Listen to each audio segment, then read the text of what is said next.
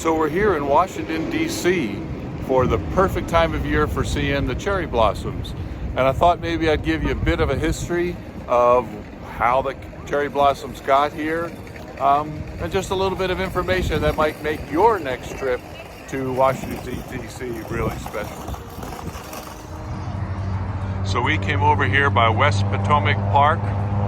We're lucky and found parking close by right here, and then made our way under the bridge and over to the area that I'll show you on the map.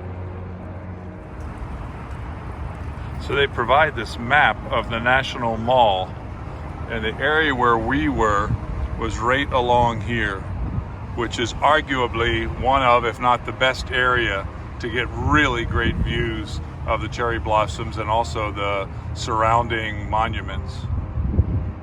Planting of cherry trees in Washington, D.C. originated in 1912 as a gift of friendship to the people of the United States from the people of Japan.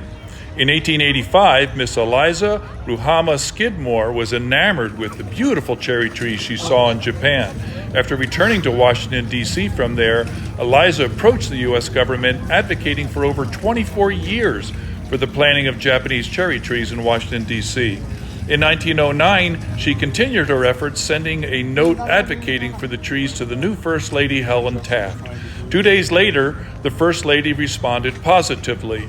Dr. Jokichi Takamine, a famous visitor from Japan, was told of the plan to purchase and plant Japanese cherry trees, and he asked Yukio Ozaki, mayor of Tokyo, to support a gift of trees to the U.S., which was accepted by First Lady Taft.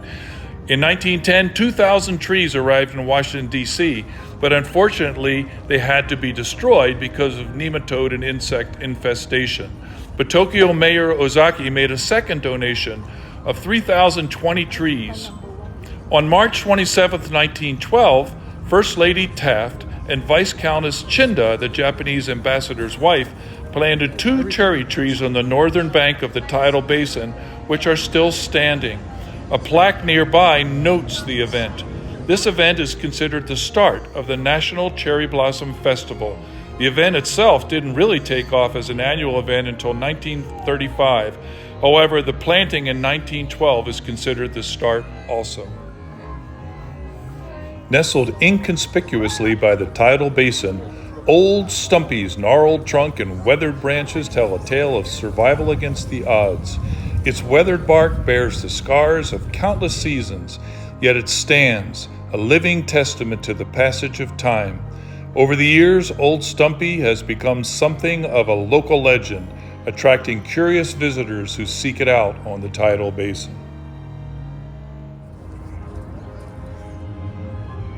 The cherry trees quickly became a beloved symbol of springtime in Washington, D.C., attracting visitors from all around the country and the world to witness the stunning spectacle of the blossoms in full bloom. In the 36 years since the original planting, though, some of the iconic flourishing trees were to be removed for the building of the Jefferson Memorial. A group of protesters chained themselves together in what was called the 1938 Cherry Tree Rebellion. In the end, there was a compromise with the commitment of more trees being planted around the tidal basin, which contributes today to the beauty of the memorial. I also have peanut butter honey sandwich. I have this.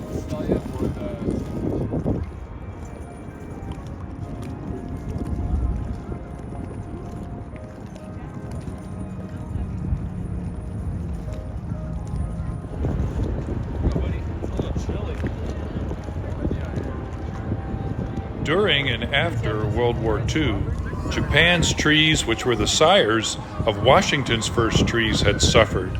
Japan requested help to restore their groves, so the National Park Service provided budwood from varietal descendants of the same trees to Tokyo to help them to reestablish them.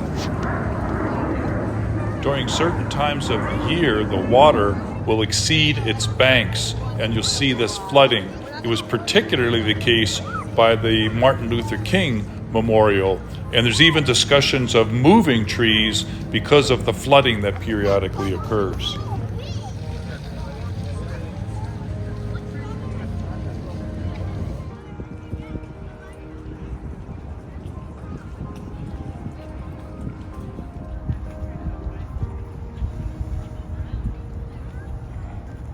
In 1954, a 300-year-old Japanese stone lantern was given to Washington. The lantern is one of the two. The other is in Tokyo, Japan.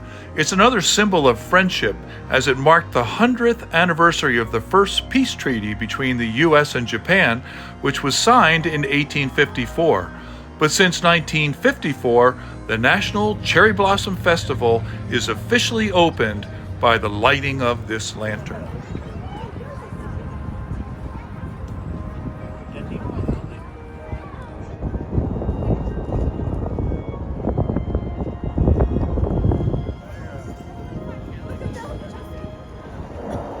Periodically, the wind would pick up, and the bluster was so fun because it would blow the little petals off the tree.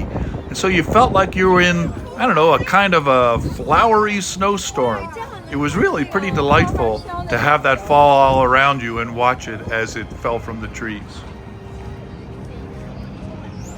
Today, the Tidal Basin is home to over 3,800 cherry trees.